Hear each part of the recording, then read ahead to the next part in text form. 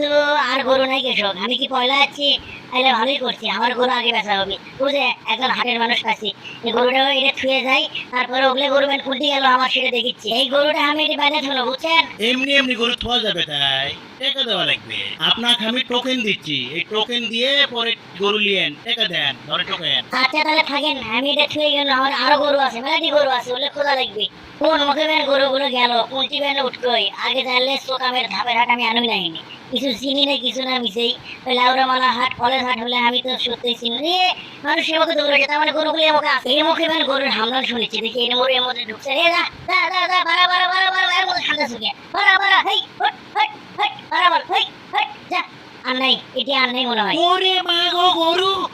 এই কেরে এরে ইঙ্গা দৌড়ইকে, তার মানে এটিও গরু সান্দাছে, করছে কি রে? হ্যাঁ ওরে বা, এ আমার গরু ধরলো, এ বাবা গো গরু ধরলো, ওটাও গরু ধরলো। গরু দেখে তো ভয় করে।